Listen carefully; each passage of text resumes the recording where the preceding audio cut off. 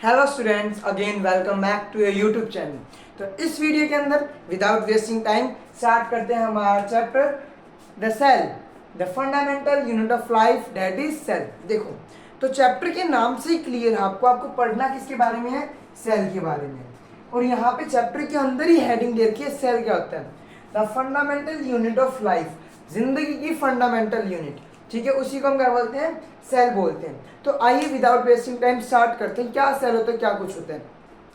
आप देखिए, आपकी बॉडी है, आपकी बॉडी का एक ऑर्गन, हम ये ऑर्गन लेते हैं, फिंगर लेते हैं, फिंगर के इतना सा हिस्सा, दैट आपने बस अपनी बॉडी का इतना सा हिस्सा लिया, इसके अंदर ट्रिलियन बिलियन ऑफ सेल मिलेंगे। तो यू कैन इमेजिन सेल का साइज कितना छोटा होगा। ये तो आपको समझ आ गया कि इतने से हिस्से के अंदर ट्रिलियन मिलियन सेल्स मिलेंगे, तो सेल का साइज कितना छोटा होगा। ठीक है, उस सेल के अंदर होता है एक चीज, उस सेल का सेंटर, दैट इज न्यूक्लियस। हमारी बॉडी सेल से मिलकर बनी है। ठीक है, हमारी बॉडी देखो, अब ये उंगली का एक हिस्सा है, इसके अंदर ट्रिलियन सेल्स हैं। तो हमारी पूरी बॉडी के अंदर यू कांट इमेजिन नंबर्स के अंदर कितने सारे सेल होंगे। ठीक है, तो ऐसे सेल्स को डिवाइड करते हैं कि हम अपनी बॉडी के ऑर्गन वगैरह के बेसिस पे सेल्स को डिवाइड करते हैं, वो हम डिस्कशन करेंगे।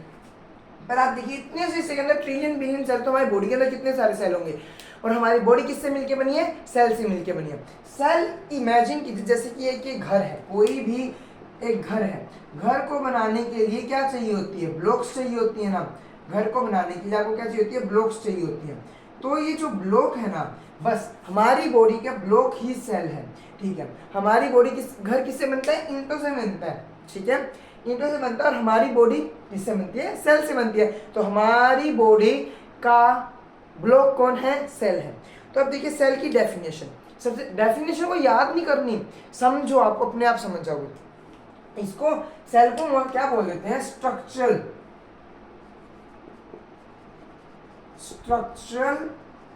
And functional unit of life. देखो, स्ट्रक्चर जो हमारी बॉडी का स्ट्रक्चर डिसाइड करता है, हमारी बॉडी क्या एक स्ट्रक्चर है। ठीक है, मतलब ये क्यों बोला गया स्ट्रक्चर और फंक्शनल। फंक्शनल मतलब हर जो मोस्टली ज़्यादा सेल होते हैं वो फंक्शनल होते हैं। हमारी बॉडी के अंदर कोई ना कोई काम कोई ना कोई सेल करता है, और कोई डेड सेल है वो भी तो हमारी बॉडी या प्लांट्स की बॉडी के अंदर मैकेनिकल सपोर्ट प्रोवाइड करता है। इसलिए बोला जाता है स्ट्रक्चरल और functional unit of life. Functional कोई ना कोई काम करते हैं, स्ट्रक्चर वो कोई ना कोई स्ट्रक्चर प्रोवाइड करता है। जैसे कि प्लांट्स के स्ट्रक्चरल वाली बात आप प्लांट से अच्छी तरह समझ सकते हो। प्लांट के अंदर ये होते हैं, क्या बोलते हैं अपने पास, जाइलम फ्लोएम होते हैं। जाइलम वाटर ट्रांसफर करता है, फ्लोएम ये फूड ट्रांसफर करता है। ये टिश्यूज होते हैं। टिश्यू क्या होता है, जो सेल है ना, सेल बहुत सारे सेल जब आपस में एक साथ आ जाए, जो एक काम एक फंक्शन परफॉर्म कर रहे हो, सेम फंक्शन परफॉर्म कर रहे हो, तो टिश्यू बोलते हैं। जो कि हम अगले चैप्टर के अंदर डिस्कस करेंगे, आपको घबराने की कोई बात नहीं, उसे क्या बोलते हैं, टिश्यू। बहुत सारे सेल एक साथ आ गए, तो इस ग्रुप को हमने क्या बोल दिया, टिश्यू बोल दिया, जिनका क्या है, सेम फंक्शन है। अब आप यहाँ पे अपने लेवल पे याद रखो, सेम फंक्शन है। मैं आपको आगे समझाऊंगा ये सेम फंक्शन वाली बात गलत है। ठीक है, हाँ समझाऊंगा, पर ये आपके लेवल पे नहीं, आपको बस याद है सेम फंक्शन हो, सेम ओरिजिन के बारे में बात करें, क्या कुछ होता है ओरिजिन के रिगार्डिंग। तो आपको समझा फंक्शन, मैंने फंक्शनल क्यों बोला, क्योंकि काम कैसे करती है, फंक्शनल यूनिट है, क्योंकि हर सेल कोई ना कोई काम करता है, स्ट्रक्चर। तो प्लांट्स के अंदर ना बहुत सारे सेल्स होते हैं, जैसे कोर्क आपने सुना हो, या बार्क सुनी हो, बार्क, छाल कहते हैं, बहुत सारे सेल्स का ग्रुप ही है ये छाल भी। ठीक है, बहुत सारे टिश्यूज का ग्रुप मान लो आप, इन शॉर्ट है। ये बोलते कोलन काइमा टिश्यू, पैरेन्काइमा टिश्यू, इसके अंदर बहुत सारे टिश्यू आते हैं, एंडोडर्मिस, बहुत चीजें आती हैं। फिर एक छाल बनती है, बार्क बनती है। तो वो क्या करती है, उसको स्ट्रक्चर प्रोवाइड करती है, ट्री को करती है ना। तो इसलिए बोल दिया स्ट्रक्चरल और फंक्शनल यूनिट ऑफ लाइफ। तो आई होप आपको मेन डेफिनेशन, जो बेसिक डेफिनेशन है सेल की, वो क्लियर हुई होगी कि सेल क्या है, स्ट्रक्चरल है और फंक्शनल यूनिट है लाइफ की, है। चलो आगे अब हम बात करते हैं सेल के बारे में और चीजें।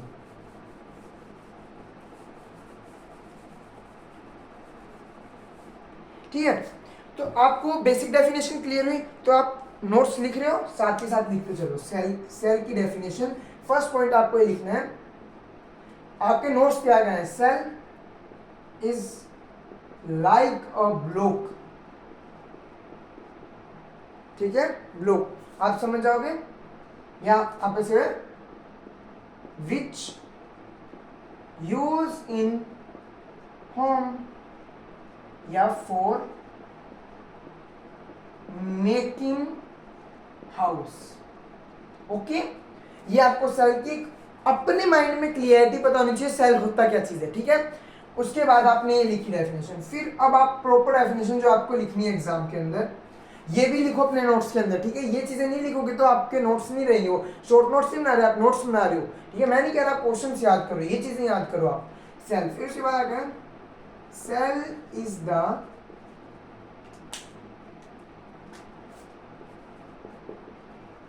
structural and functional unit of life। Okay, आपको पता है जैसे मैं किसी से पूछता हूँ ना, किसी बच्चे से सेल क्या होता है, क्या बोलते हैं हमारी बॉडी के अंदर बहुत सारे सेल्स होते हैं, तो हमारे जैसे रेड ब्लड सेल है, ये एक सेल है, ठीक है। उनको ये नहीं पता सेल की आपको डेफिनेशन पूछा जाए तो आपको ये राइट करनी है, cell is the structure and function unit of life that is like a block. Okay, तो आपको सेल की डेफिनेशन समझ आई। हाँ, फिर देखिए अब हम नेक्स्ट टॉपिक पे चलते हैं, नेक्स्ट पॉइंट पे चलते हैं इस चैप्टर के। सेल को डिवाइड किया है दो हिस्सों के अंदर, सेल को डिवाइड किया गया है दो हिस्सों के अंदर, या इन शॉर्ट आप कह सकते हो ऑर्गेनिज्म को डिवाइड किया गया है दो हिस्सों के अंदर, ये भी कह सकते हो। ऑर्गेनिज्म मतलब जानवर, जानवर इन शॉर्ट जो भी टाइप के हैं, ठीक है। फर्स्ट हम लेते हैं यूनिसेल्युलर।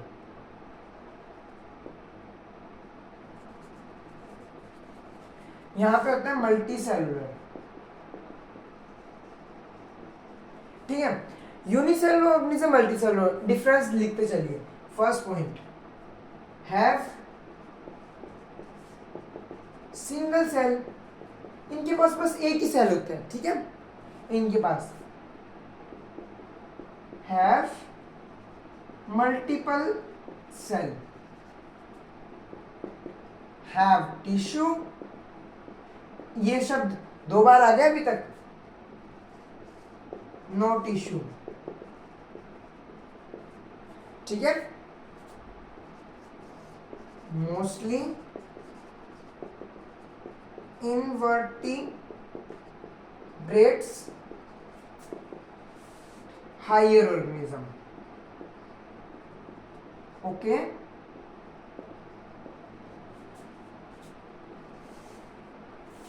ये इनवर्टिब्रेट्स के अंदर इनवर्टिब्रेट्स, ठीक है, स्पेलिंग आई थिंक ये हायर ऑर्गेनिज्म के अंदर मिलते हैं। और यूनिसेलुलर, और क्या होते हैं यूनिसेलुलर, जिनके पास सिंगल सेल होता है, does not show division of labour. ये बहुत इंपॉर्टेंट वर्ड है, बहुत ज्यादा। शो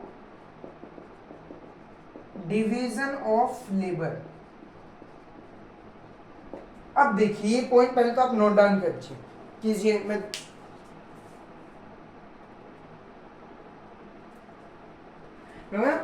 बार बार वीडियो कंफर्म करना होता है कि वो सही चल रही है क्या, कोई रुकावट तो नहीं आई, ठीक है। आप यहाँ पे देखिए, देखो यूनिसेलुलर ऑर्गेनिज्म कौन से होते हैं और मल्टी सेलुलर ऑर्गेनिज्म कौन से होते हैं। यूनिसेलुलर जिनके पास एक ही सेल है, बस उनकी बॉडी में एक सेल है। कितनी मतलब आप इमेजिन करो कितने छोटे ऑर्गेनिज्म होंगे, पर जरूरी नहीं है वो सेल अपना जितना छोटा है उतना ही हो, वो सेल बड़ा भी हो सकता है, ठीक है। लार्जेस्ट सेल या लॉन्गेस्ट सेल हमारे नर्व सेल होता है। लार्जेस्ट सेल किसका होता है, ओस्टिस का जो एग होता है वो होता है, वो भी डिस्कस करेंगे अभी हम, सब पॉइंट्स आएंगे, पर आपको बता रहा हूँ अभी से, ठीक है। जरूरी नहीं वो इतना ही छोटा, आप सोचिए इतना छोटा सा, पर थोड़ा सा बड़ा भी हो सकता है, ठीक है। यहाँ पे मल्टीपल सेल, जैसे हमारे अंदर बहुत सारे सेल, मल्टीपल क्या, मल्टीपल सेल है हमारी बॉडी के अंदर। फिर नो टिश्यू, वही बताया था, group of cell is tissue. तो जब इनके पास एक ही सेल है तो उसका टिश्यू क्या कैसे बनेगा, टिश्यू बनने के लिए तो ग्रुप ऑफ सेल चाहिए, इनके पास है टिश्यू, ठीक है, हैव टिश्यू। ठीक है, हाई मोस्टली इनवर्टिब्रेट्स, इनवर्टिब्रेट्स क्या होते हैं जिनके पास रीढ़ की हड्डी नहीं होती, ठीक है। ऑर्गेनिज्म को डिवाइड किया गया मोस्टली दो क्लासेस के अंदर, दो पोर्शन के अंदर, वर्टिब्रेट्स, इनवर्टिब्रेट्स, ठीक है। वर्टिब्रेट जिनके पास रीढ़ की हड्डी होती है, इनवर्टिब्रेट जिनके पास रीढ़ की हड्डी नहीं होती, या नॉन कोऑर्डिनेट्स बोलें तो ज्यादा सही रहेगा, इनवर्टिब्रेट की जगह।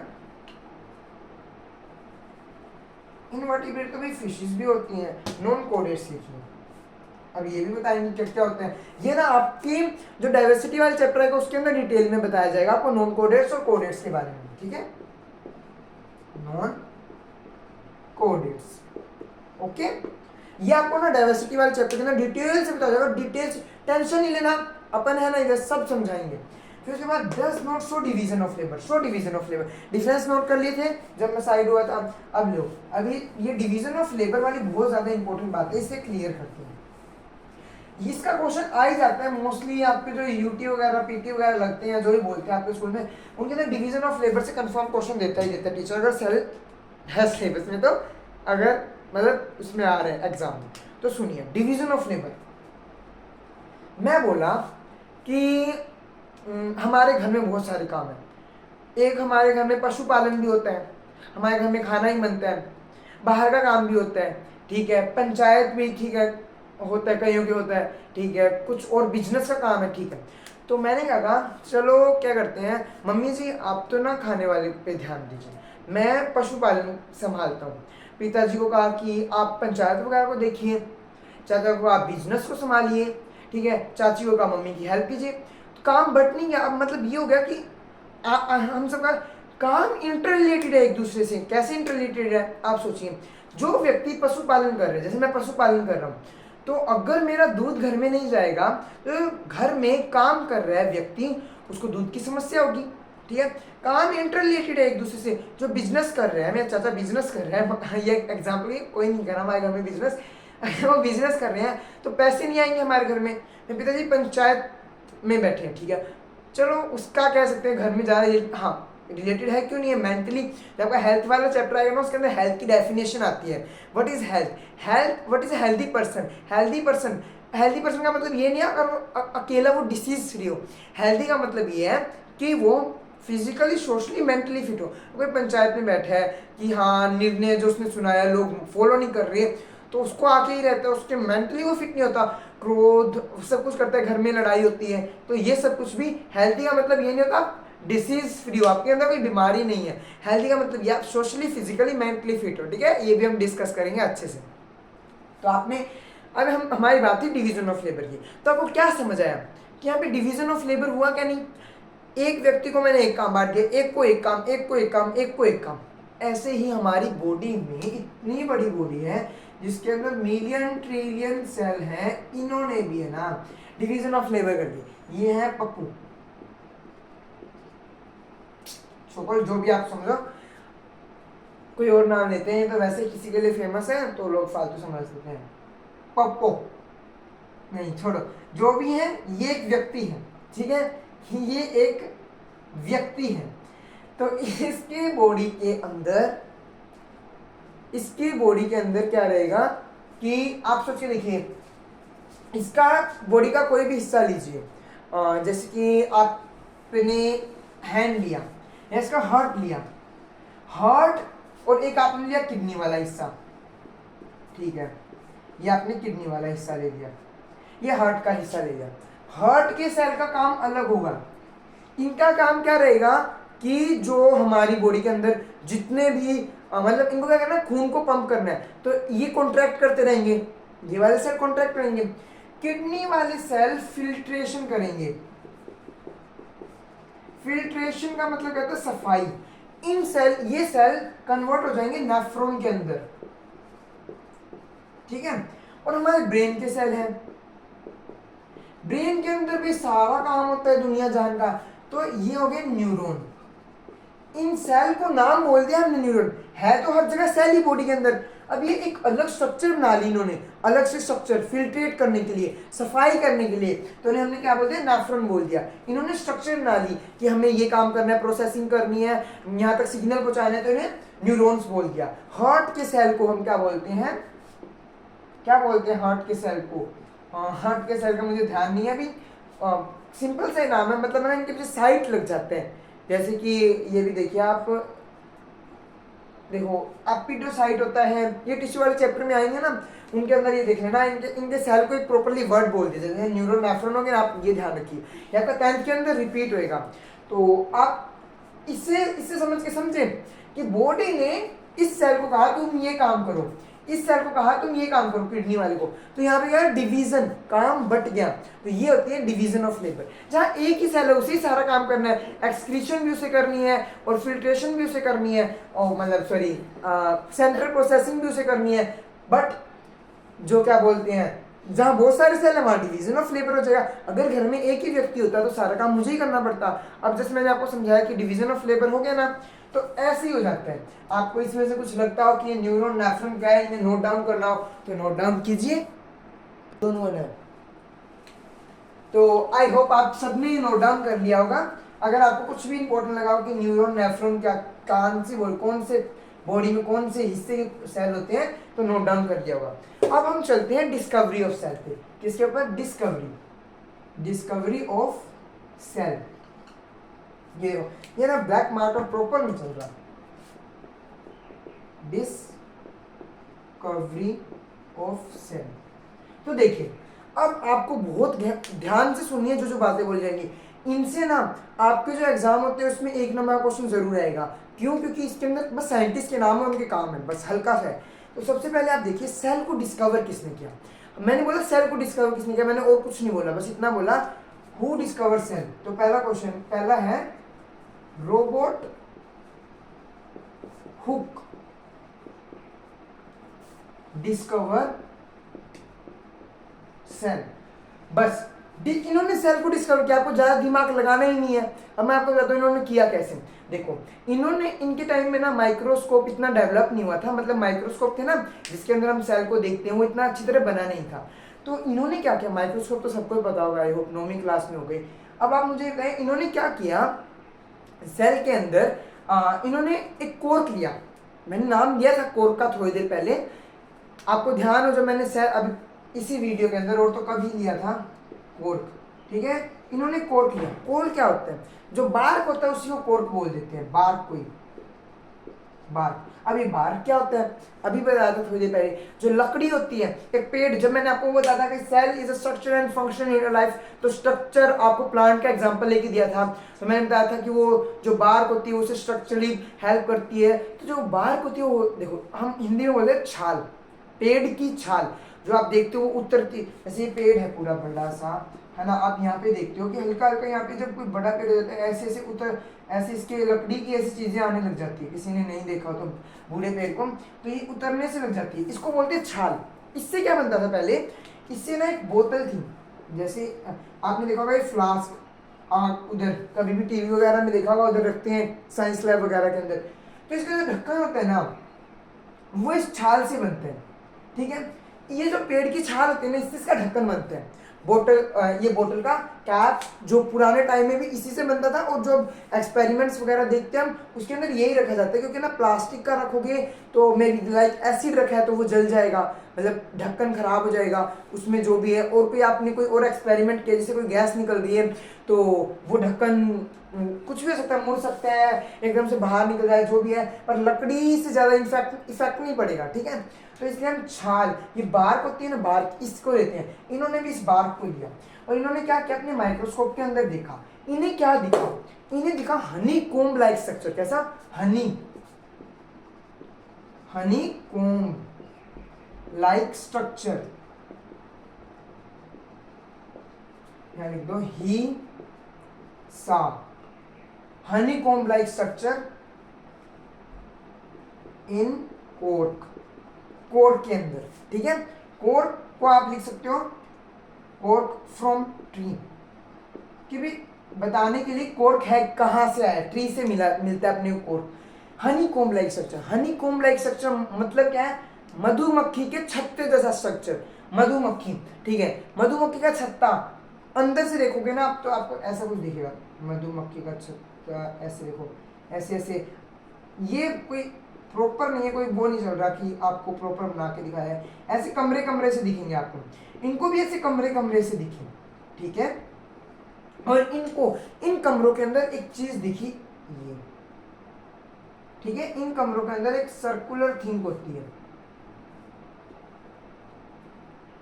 उसे हम बोलते हैं न्यूक्लियस। क्या बोलते हैं? ये जो मैंने आपको बताया, मैंने नहीं बताया, हाँ भी आगे आएगा, इसे बोलते हैं न्यूक्लियस। और ये क्या? सेल। ये दिखा इनको कहा, पेट की जो छाल दिखी उसके अंदर इनको सेल दिखे। ये सेल थे डेड सेल, मरे हुए सेल। इसके अंदर साइटोप्लाज्म नहीं था। अभी आपको सब पता है क्या होता है साइटोप्लाज्म क्या नहीं, बस आपको ये ध्यान रखना है मरे हुए सेल थे। पेड़ की छाल के अंदर मरे हुए सेल होते हैं, टिश्यू के अंदर आप और अच्छे से समझ जाओगे कैसे सेल मरते कैसे हैं, वहां भी आप समझ जाओगे। इनको क्या दिखे, मरे हुए सेल दिखे पेड़ की छाल के अंदर। ठीक है, ये आपको क्लियर हुआ। ये हनीकॉम्ब लाइक स्ट्रक्चर आपको अंदर ये एग्जाम के अंदर लिखना जरूरी है, हनीकॉम्ब लाइक स्ट्रक्चर। इनको ये दिखा, इन्होंने नाम दिए इसे, इन्होंने सेल नाम नहीं दिए इसे, इन्होंने कुछ और नाम दिया था इसको, वो अभी आप बताएंगे कमेंट में। क्योंकि ये आपको क्यों बताना है, जो बच्चा एनसीईआरटी साथ के साथ नहीं पढ़ेगा उसे कुछ भी क्लियर नहीं होगा। अगर वो यहाँ से नोट्स बना रहा है बहुत अच्छी बात है, मैं आपको नोट्स के वे में लिखवा रहा हूँ, पर आपको एनसीईआरटी पढ़नी भी जरूरी है। इसलिए कमेंट बॉक्स के अंदर इसका नाम आपको जरूर बताना, जरूर जरूर जरूर, कि रोबोट हुक के अकॉर्डिंग इन्होंने सेल को क्या नाम दिया था। तो इनकी डिस्कवरी के बारे में दे रखा है। एक और डिस्कवरी के बारे में देखते हैं कि हमने लिविंग सेल देखने, तो डेड सेल था, अब हमें देखना है लिविंग सेल। लिविंग सेल अब आपने नोट कर लिया था ना, अब हमें देखना है लिविंग सेल। और यार एक बार नोट कर लो आप, चलो मैं लिख देता हूँ लिविंग सेल के बारे में थोड़ा सा बताता हूँ। लिविंग सेल आप कैसे देखोगे, आपको लेना है अनियन। अनियन मतलब प्याज,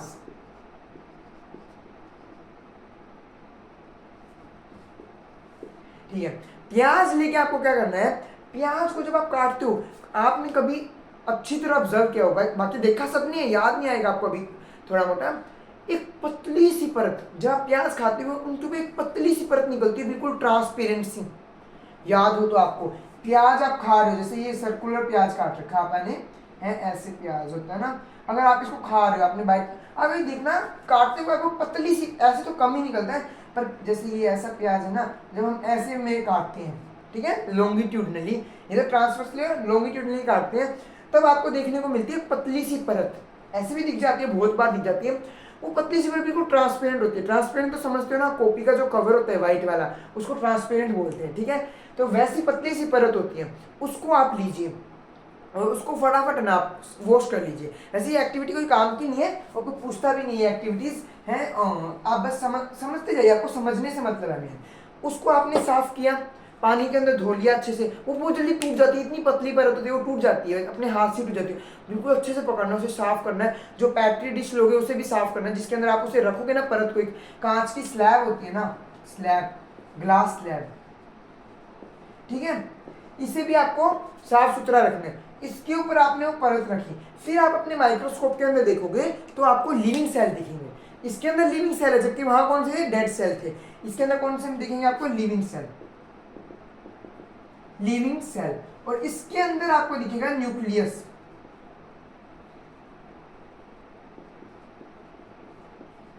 और डेड सेल के अंदर आपको न्यूक्लियस नहीं दिखेगा। आपने न्यूक्लियस बनाया था ना हनीकॉम्ब के अंदर, तो वो इरेज कर देना, बस वो मधुमक्खी के छत्ते जैसे कमरे थे, वहां कोई न्यूक्लियस नहीं, डेड सेल के अंदर कोई न्यूक्लियस नहीं। अभी आपको धीरे धीरे बहुत बातें पता लगी कि इन और क्या क्या डिस्कवरी हुई थी। इस डिस्कवरी से रिगार्डिंग बहुत अच्छी अच्छी बातें, ये 2 एक्सपेरिमेंट थे। ये भी प्लांट सेल है, ये भी प्लांट सेल है, पर इन दोनों में बहुत फर्क है कि ये लिविंग है, ये डेड है। तो आई होप आपको इतना तो समझ आया होगा। अब आप उसके बाद देखिए नेक्स्ट, लिविंग सेल किसने डिस्कवर किया,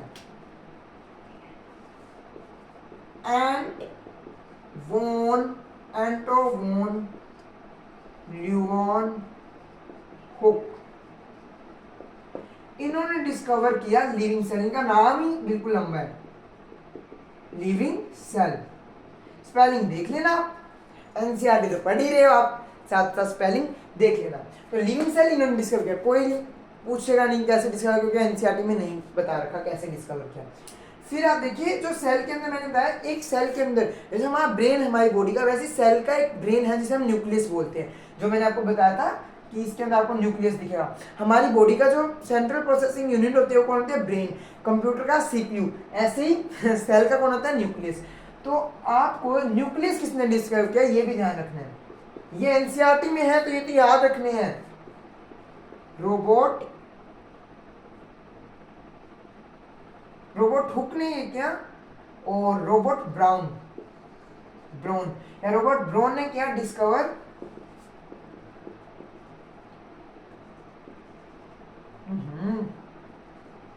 न्यूक्लियस, इन्होंने न्यूक्लियस डिस्कवर किया। फिर आप देखिए न्यूक्लियस इन्होंने डिस्कवर किया, इनके बाद कौन आता है? न्यूक्लियस देख लिया हमने, अब आएगा एक और साइंटिस्ट का नाम, पहले इन तीनों को नोट किए होंगे, अभी मैं आपको लिख देता हूँ अगले दो साइंटिस्ट का नाम, जिनकी सेल थ्योरी, सेल थ्योरी हमें बताती है how cell are formed, cell कैसे बनते हैं, ये सेल थ्योरी बताती है हमें। सेल थ्योरी के बारे में अच्छे से देखेंगे, पहले आप इन्हें नोट डाउन कीजिए, इतने मैं चेक करता हूँ कि वीडियो सही तो चल रही है ना। ये नोट डाउन कीजिए इन तीनों के नाम और डिस्कवरी ऑफ सेल हेडिंग डाल के ये तीनों पॉइंट लिखिए, और जो डायग्राम आप साथ नोट कर रहे होंगे वो डायग्राम वाली बातें भी नोट कर लेना, एनसीईआरटी में है वो दोनों एक्टिविटीज, और ये नोट डाउन कीजिए आप इतने।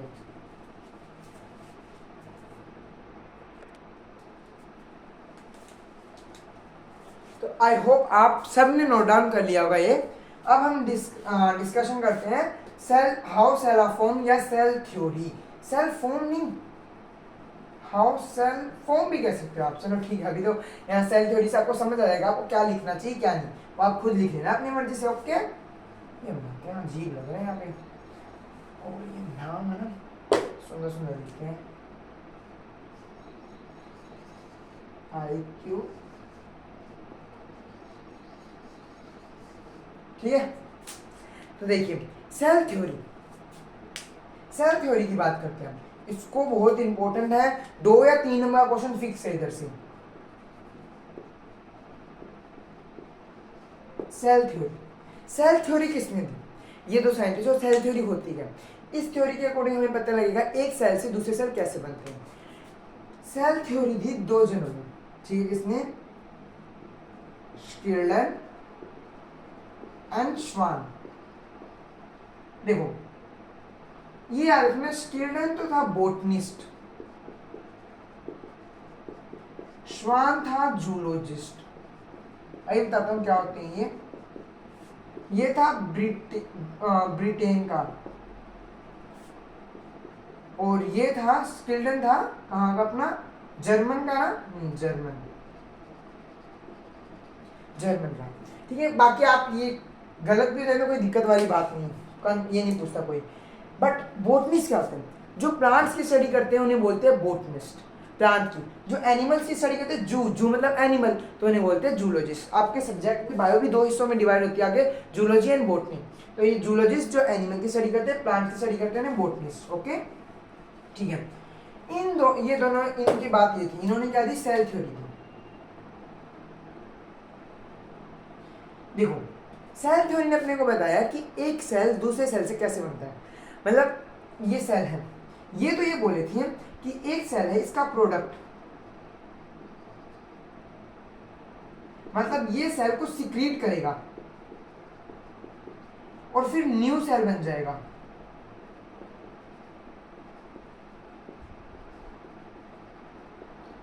Secrete then new cell are form, ठीक है। इन्होंने ये बात कही, कुछ निकालेगा तो नया सेल बन जाएगा। In short just like humans की, ह्यूमन का सीमन निकलेगा, और क्या बोलते हैं, मेल का सीमन निकलेगा फीमेल की वजाइना के अंदर जाके, then new organism get form. तो जस्ट लाइक इन्होंने ऐसे ही कहा कि ये सेल को सिक्रीट करेगा जिससे नया सेल बन जाएगा। फिर एक और साइंटिस्ट है, इनका नाम जितना इंपॉर्टेंट है उससे ज्यादा इंपॉर्टेंट इनका नाम कौन? Rudolf Virchow.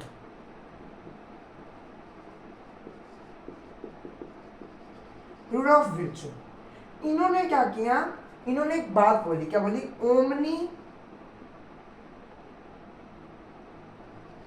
ओमनी सेलुला यू सेलुला, ये बात बोली इन्होंने, ओमनी सेलुला यू सेलुला। ये बात किन्होंने बोली? रुडोल्फ विर्चो ने। इसका मतलब क्या है? इसका मतलब है एक सेल पिछले सेल से बनता है। अरे बात तो वो भी ये बोल के गए थे, नहीं, उन्होंने बोला प्रोडक्ट से बनता है। इन्होंने बताया एक सेल है जो खाएगा, बढ़ाएगा, 2 हिस्सों में चला जाएगा, एक ये सेल और एक ये सेल, और ये सेल खत्म हो जाएगा क्योंकि ये तो आगे इनके अंदर कन्वर्ट हो गया। इन्होंने ये बात कही, ओमनी सेलुला यू सेलुला, यू सेलुला, ठीक है। इन्होंने ये वाली बात कही। इतना ज्यादा इंपॉर्टेंट ये सेल थ्योरी पूछी जाएगा, कोई पूरी बात नहीं है। Cell theory is given by Schleiden and Schwann, in which they tell cell new cell form from their previous cell product. But then Rudolf Virchow they said that they give a omnicellular unicellular term which mean that cell divides and get new cell. अभी divide हुआ, देखो divide, और ये cell division तो बहुत मस्त और interesting topic है जो कि आप अगर बायो लोगे तो 11th क्लास में पढ़ोगे, सेल डिवीजन, ठीक है। तो आप इन शॉर्ट कह सकते हो कि रुडोल्फ विर्चो ने हमें बताया सेल डिवीजन के बारे में। ये हुए साइंटिस्ट। आपने न्यूक्लियस वाले देख लिए, इनको देख लिया, आपको बस इतने ही साइंटिस्ट का नाम याद करने की जरूरत है और किसी का नाम नहीं याद करना। यहाँ पे सारे कवर हो गए साइंटिस्ट।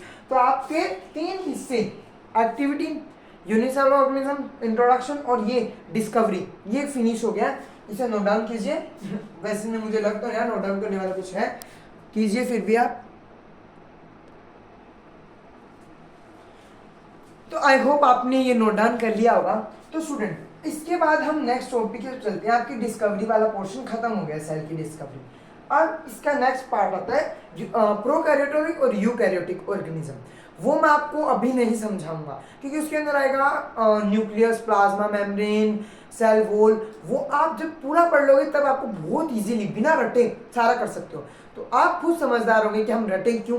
अब हम नेक्स्ट टॉपिक पे चलते हैं। मैंने आपको डिवीजन ऑफ लेबर के बारे में समझा दिया था वहीं पे। अब मैं चाहूँ तो आपको यूनिसेलुलर ऑर्गेनिज्म, यूनिसेलुलर ऑर्गेनिज्म समझाने लगूँ ना, मुझे पूरे सेल का स्ट्रक्चर बना के सब कुछ समझाना पड़ेगा। वो हम नेक्स्ट वीडियो के अंदर डिस्कस करेंगे। पहले अभी हम डिस्कस करते हैं अगले पॉइंट के ऊपर। यूनिसेलुलर ऑर्गेनिज्म ये छोड़ रहे हैं हम। अब ये देखिए एक पॉइंट, एक क्वेश्चन या एक जो हेडिंग आपके एनसीईआरटी की size of cell does not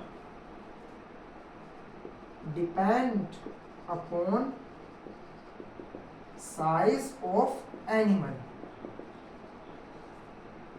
It depend upon function that cell perform. ठीक है, जो साइज है सेल का, अब किसी सेल का बहुत बड़ा होना, किसी का छोटा होना डिपेंड नहीं करता। आपसे क्वेश्चन ये है आपके एनसीईआरटी में क्वेश्चन, हाथी और एक चींटी है, तो जो हार्ट चूहा है, चींटी नहीं चूहा बोल रखे हैं वहाँ पे, हाथी और चूहा है, तो उनमें से हार्ट का सेल किसका बड़ा होगा? हाथी का। अरे बेवकूफ, सॉरी नहीं, मतलब बच्चों उसका नहीं होगा। क्यों? क्योंकि मैंने अभी अभी लिखा कि size of cell does not depend upon size of animal. Animal के ऊपर डिपेंड नहीं करता, उन दोनों का हार्ट का साइज सेम ही रहेगा, सेल का साइज सेम ही रहेगा। ये फंक्शन उसे भी पंपिंग करना है, उसे भी पंपिंग करना है। हार्ट बड़ा छोटा हो सकता है, पर मैंने हार्ट के सेल की बात की है, ठीक है। उनके हार्ट का सेल सेम ही रहेगा। बच्चे क्या करते हैं, अच्छा मतलब हाथी और चींटी का हार्ट सेम है। अरे नहीं, उनके हार्ट का सेल का साइज सेम रहेगा, ना कि हार्ट का साइज सेम रहेगा, ठीक है। ये डिपेंड करता है फंक्शन क्या परफॉर्म कर रहे हैं। फंक्शन मतलब अब जो हार्ट है, हार्ट का काम क्या करता है? खून को पंप करना पूरी बॉडी के अंदर। तो वो सेल तो वही पंपिंग वाला कॉन्ट्रैक्शन ही परफॉर्म करेगा, ठीक है। तो वो परफॉर्म कर रहे हैं, तो उसका फंक्शन हो गया सेम दोनों का, तो साइज दोनों का सेम रहेगा। तो ये एक टॉपिक है, एक पॉइंट है, इसको ये लाइन एज इट इज लिखिए आप और एग्जांपल में लिखिए size of cell of heart of elephant and rat are same. Okay, ये नोट डाउन कीजिए आप।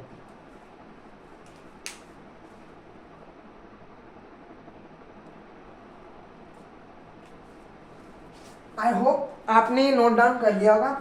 चलिए अब इस वीडियो का लास्ट पॉइंट और मोस्टली जो जितना भी बेसिक सा लगता है मुझे इस चैप्टर में, वो मैंने सारा कवर कर दिया है। और बाकी अब आपका मेन चैप्टर सारा है सेल वाला। ये बहुत ज़्यादा इंपॉर्टेंट, इनसे क्वेश्चन बनते हैं। ये बेसिक नहीं है, वैसे ही टॉपिक्स है पूरे आपके काफ़ी एनसीईआरटी के पेज रीड आउट हो जाएंगे इस 35 मिनट्स की वीडियो से। बट आगे का जो है उससे थोड़े पेज रीड होंगे, पर वो पूरी आपको बायो में हेल्प करेगा, ठीक है। अभी इसको देखिए, समझिए आप। नेक्स्ट पॉइंट में क्या बताऊंगा, शेप ऑफ सेल। क्या है? Shape of cell.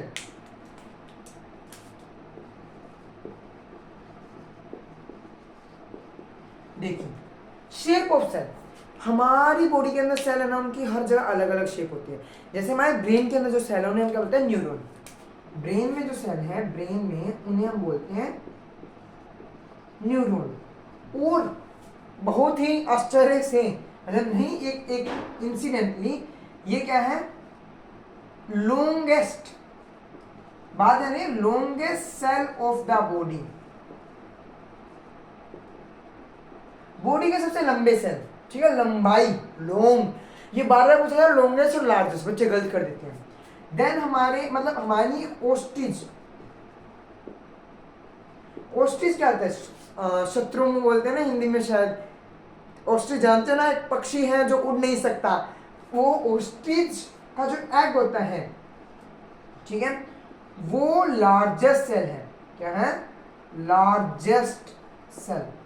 देखो बच्चे ने यहाँ क्या समझते हैं, एग, मैं आपको समझाता हूँ। जैसे क्या करते हैं, एक है ना, एक एग होता है ना, वो फीमेल की बॉडी के अंदर ही बनता है रिप्रोडक्शन के टाइम, और एक मेल और फीमेल गैमेट के फ्यूजन के बाद जो एम्ब्रियो बनता है, जाइगोट बनता है, बाद में जो बाहर निकलता है हम एग बोल देते हैं, वो यूनिसेलुलर ही होता है। तो जो बाहर अंडा जो खाते हैं वो यूनिसेलुलर ही है, एक ही सेल है बस, वो इतना बड़ा, सोच के देखो, वैसे हम कहते हैं इतने से में ट्रिलियन सेल है, वो बड़ा हो गया ना, तो कितना बड़ा, लार्जेस्ट सेल वही है, ठीक है, वो काफी बड़ा अंडा होता है, ठीक है। तो ओस्ट्रिच का जो एग होता है वो काफी बड़ा होता है। तो ये आपको 2 पॉइंट समझ आए। वैसे इन 3 क्वेश्चन आते हैं, पर आपको याद सारे रखने हैं, बाकी के आपके चैप्टर के अंदर आ जाएंगे, टिश्यू वगैरह के अंदर कहीं ना कहीं, पर बताए नहीं जाएंगे। लॉन्गेस्ट सेल और लार्जेस्ट सेल समझ आए, साथ में लिखवा दी ताकि कंफ्यूजन ना हो। फोटो भी दिखा देता हूँ मैं इनकी आपको, अभी रुको, मैं ये तो बना ही देता हूँ, न्यूरॉन तो बना दो। न्यूरॉन ऐसा होता है, न्यूरॉन आप 10th में पढ़ोगे, ठीक है, ऐसा स्ट्रक्चर होता है न्यूरॉन का, ये लॉन्गेस्ट सेल होता है। और ओस्ट्रिच का एग तो आपको पता है कैसा होता है, वो लार्जेस्ट सेल होता है, ठीक है। और देखिए और सेल्स के बारे में बताते हैं, और कौन कौन से सेल होते हैं जो सिंगल सेल होते हैं, जैसे स्पर्म, स्पर्म, स्पर्म की हेड होती है, ये टेल होती है, ठीक है, ये ऐसा होता है स्पर्म, ये क्या होती है, हेड, और ये होती है टेल। 10th क्लास में जब रिप्रोडक्शन पढ़ोगे, ह्यूमन रिप्रोडक्शन, तो उसके अंदर आपको समझ आ जाएगा बिल्कुल अच्छी तरीके से स्पर्म का। ये स्पर्म एक सेल होता है, बस वही बताना था, आपको कुछ बताया नहीं था। स्पर्म क्या होता है, मोटाइल सेल होता है। क्या होता है, ये रहेगी बात, स्पर्म इज मोटाइल सेल, ठीक है, जो मोटाइल, जो मूव कर सकता हो। आपको पता है मेल की बॉडी से, हमारी बॉडी से जो स्पर्म निकलता है फीमेल की वेजाइना के अंदर, ठीक है, जो वो निकलता है तो वो यूट्रस से पार करते हुए फैलोपियन ट्यूब तक जाते हैं, अपने आप जाता है वो भागता भागता। वो किसके कारण, इस टेल के कारण। इस टेल के अंदर क्या होते हैं, माइट्रोकॉन्ड्रिया होते हैं, माइट्रोकॉन्ड्रिया। अब ये भी पता लगेगा आपको माइट्रोकॉन्ड्रिया क्या होते हैं। हाँ, बहुत अच्छी बात है, ये भी मैंने आपको जानबूझ के फंसाने के लिए बोल दिया माइट्रोकॉन्ड्रिया, ताकि आपका इंटरेस्ट रहे। तो ये माइट्रोकॉन्ड्रिया एनर्जी प्रोवाइड करते हैं, अभी आपको इतना बता दूं, ठीक है। तो ये इसके कारण ये मूव करते हैं, ठीक है। तो ये देखो sperm is motile cell. Then chloroplast, chloroplast ले या क्लोरोप्लास्ट, क्लोरोप्लास्ट क्या करते हैं, कलरफुल सेल होते हैं। आपको ये तो पता होगा, हम कहते हैं लीफ होती है, उसका अलग अलग कलर होते हैं, वो कहते हैं क्लोरोप्लास्ट के कारण होते हैं। क्लोरोफिलिक पिगमेंट है, क्लोरोप्लास्ट एक सेल है, ठीक है, ये बात याद रखना। मोस्टली बच्चे बोलते हैं क्लोरोप्लास्ट के अंदर, ये क्लोरोप्लास्ट है, इसके अंदर पिगमेंट मिलता है, कौन सा, क्लोरोफिल। सबको बस प्लांट का रंग क्लोरोफिल ध्यान आता है, वहां पूछते हैं cell colourful cell of plant that is chloroplast. Chlorophyll भी ऑप्शन में था, अगर ऑप्शन वाला क्वेश्चन है बच्चे देखते हैं क्लोरोफिल, क्योंकि हमने तो पढ़ा ही क्लोरोफिल आज तक। अरे ये सेल होता है और ये पिगमेंट होता है। क्या होता है ये पिगमेंट, पिगमेंट क्या होते हैं, पिगमेंट गिव कलर, रंग पिगमेंट के कारण आते हैं, पर सेल कौन सा होता है, क्लोरोप्लास्ट होता है। आई बात समझ, सेल के अंदर बहुत सारी चीजें होती हैं, उनमें से क्लोरोप्लास्ट होता है, हम देखेंगे सेल के अंदर क्लोरोप्लास्ट, क्लोरोप्लास्ट के अंदर क्लोरोफिल होता है, क्लोरोफिल के कारण रंग आता है। तो सेल कौन सा, मतलब ऑर्गेनली, ऑर्गेनली, ठीक है, क्लोरोप्लास्ट तो एक ऑर्गेनली है, क्या लिखा है, ऑर्गेनली, ठीक है, ऑर्गेनली, ये क्या है, ऑर्गेनली है। सेल आप बोलोगे, मतलब इसको लिकोप्लास्ट, लिकोसाइट, ऐसे मतलब बहुत सारे तरीके की होती है, अलग अलग टाइप की होगी। वैसे आपको ये है कलरफुल सेल के अंदर कोई सेल अगर कलरफुल है तो उसके अंदर क्लोरोप्लास्ट है, प्लांट सेल के अंदर लीफ है, लीफ प्लांट पे लीफ है, लीफ सेल के अंदर क्लोरोप्लास्ट होगा, तभी वो कलरफुल होगा। ठीक है, ये बात आपको ध्यान रखनी है। तो वो लीफ सेल जिसके अंदर क्लोरोप्लास्ट ऑर्गेनेल वो कलरफुल सेल देता है हमें लीफ की। ये ध्यान रखिए, ऐसे क्वेश्चन बनाएंगे ज़्यादा से ज़्यादा, वो तो क्या ही बनाएंगे। तो यही था, बाकी आपको एनसीईआरटी के अंदर फोटोज दिखेंगे, मैं आपको फोटो दिखाता हूँ, रुकिए वेट। ये देखिए, जैसे ये लीकोसाइट, लीकोसाइट का किनको बोलते हैं, व्हाइट ब्लड सेल को। ये क्या है, ह्यूमन स्पर्म।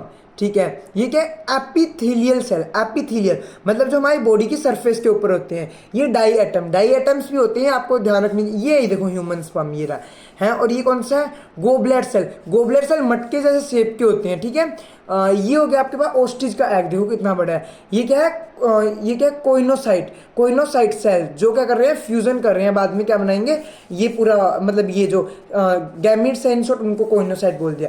ये हो गया आपके पास नर्व सेल या न्यूरॉन। ठीक है, न्यूरॉन एक सेल को नर्व सेल और ये न्यूरॉन सेम चीज होती है। आपको बताऊंगा फर्क क्या होता है। ये फैट सेल, आपकी बॉडी के जहाँ फैट होते हैं, ये डाई एटम है, ये डाई एटम, ये भी डाई एटम। और ये मतलब ये आपको ध्यान रखनी है, फिब्रोब्लास्ट सेल, ये लीवर सेल, लीवर के सेल। फिब्रोब्लास्ट सेल भी सेल होते हैं जो आपको वो करते हैं, प्रोटेक्शन वगैरह प्रोवाइड करते हैं। तो आपने वहां देखा सेल का स्ट्रक्चर, सेल का शेप, अभी भी आपको दिखाया गया कैसे कुछ होता है। तो हमारा सेल शेप फिनिश हुआ। और अब मैं आपको एक बात ज्यादा बता के जाना चाहता हूँ, जो मैंने वहां बताया था, सेल डिवीजन। बहुत इंटरेस्टिंग टॉपिक है, थोड़ी सी बात बता रहा हूँ, उसके बारे में सुनिए। सेल डिवीजन, एक सेल को कैसे पता लगता है मुझे डिवाइड करना है। तो वो ना, जब सेल ने बहुत कुछ खा लिया, बहुत कुछ इसके अंदर आ गया, तो सेल के अंदर बहुत कुछ आ गया, तो उसको उसका वॉल्यूम बढ़ने लग जाता है। ठीक है, अब एक होता है surface area. Surface area, surface area ये मैथ्स के अंदर पढ़ते हो, वॉल्यूम और सरफेस एरिया। सरफेस एरिया मतलब ये देखिए आप, मैं कहता हूं कि 3D में इमेजिन कीजिए, ये डस्टर है, ये छोड़िए आप, कि ये देखिए, ये मेरा हाथ है, इतना सरफेस एरिया एक सेल को रखना है, इतना। ये देखिए मैं कह रहा हूँ, ये बॉक्स है, इतने तक सेल, इतने एरिया के अंदर सेल को, इतने एरिया तक सेल को बढ़ाना है, इसके बाद बढ़ाएगा तो डिवाइड करना है। अब इसकी वॉल्यूम बढ़ रही है, मतलब ये सरफेस एरिया पार कर रहा है, नहीं इस बॉक्स को पार नहीं कर रहा, ये बाहर की तरफ आ रहा है, मतलब इतने तक इसको रख सकता है। ये आपकी तरफ, आगे की तरफ आ रहा है, मतलब जैसे इतना मोटा हो गया आगे से, समझे, जैसे ये इतना मोटा हो गया, जैसे ये आगे की तरफ इतना मोटा हो गया, और एरिया तो इतने यही रखा, यहाँ पे इसको पार थोड़ी ना कि इसने, जैसे अब ये था, जैसे ये देखो इतना ही रहेगा ये, पर 3D के अंदर ऐसे आगे आने लग जाएगा, ऐसे सेल ये ऐसे आगे आने लगेगा, पर रहेगा इस बॉक्स के जितना ही। जैसे हम ये बॉक्स बनाते हैं ना, ये बॉक्स बनाया आपने, ठीक है, मैंने कहा इतने एरिया के अंदर, इतने एरिया के अंदर रहना है। इस ये जो रेक्टेंगल क्यूब जो बोल रहा, आप स्क्वायर बोल लो, इतने स्क्वायर, ये ऐसे क्यूब की तरह आगे आगे डिवाइड कर रहे हैं। ठीक है, तो मैं इसकी वॉल्यूम बढ़ रही है, वॉल्यूम अपॉन सरफेस एरिया, जिसका वॉल्यूम है वो बढ़ रहा है, सरफेस एरिया उतना ही रह रहा है सेम। ये मतलब ये पूरी टर्म क्या आ रही है, वॉल्यूम अपॉन सरफेस एरिया। ये मैं बोलता हूँ 5/2, 2 तो 2 ही रहेगा, मैं यहाँ 6 बढ़ा रहा हूँ, 7 बढ़ा रहा हूँ है, और मैं यहाँ पे 14 ले आया। ठीक है, इसको काटोगे यहाँ 7 आएगा, इसको काटोगे यहाँ 3 आएगा, तो ज्यादा कौन सा है, 7 वाला। मतलब ऊपर वाला न्यूमिनेटर बढ़ रहा है, न्यूमिनेटर बढ़ रहा है, डिनोमिनेटर सेम रह रहा है, तो मतलब ये पूरी टर्म क्या आ रही है, बढ़ रही है, तो मतलब ये बढ़ रहा है। ठीक है, वॉल्यूम अपॉन सरफेस एरिया बढ़ता है, तब सेल को पता लगता है कि मुझे डिवाइड करना है, जब नया सेल बनता है। तो ये थी बात, आपका पूरा सेल का जितना भी बहुत सारा पार्ट हमने कवर किया है इस वीडियो के अंदर। मिलते हैं अब नेक्स्ट वीडियो के अंदर, बहुत अच्छे से हमारा इंटरेक्शन काफी ज्यादा अच्छा रहा होगा, और कैसा आपको लगा सब जरूर बताइएगा, और पढ़ते रहिए और समझते रहिए चीजों को। रटना नहीं है, क्वेश्चन आंसर याद नहीं करने, सिर्फ जो बोर्ड पे लिखा जा रहा है उसके नोट्स बनाइए, कुछ याद नहीं करना, उसके अलावा एक्स्ट्रा कुछ नहीं पढ़ना, जो बताया जा रहा है वो देखिए, और बार बार वीडियो को देखिए, ताकि आपकी रिवीजन होती रहेगी। आपको एक बार, ऐसा कुछ भी नहीं है जो एक बार में नहीं समझ आए, एक बार में सबको समझ आएगा, तो ऐसा कुछ नहीं है जो बार बार समझ आए, बार बार समझना पड़ेगा, एक बार में सब कुछ समझ आएगा। तो बस कंटिन्यू, एंड मिलते हैं नेक्स्ट वीडियो के अंदर, बाय।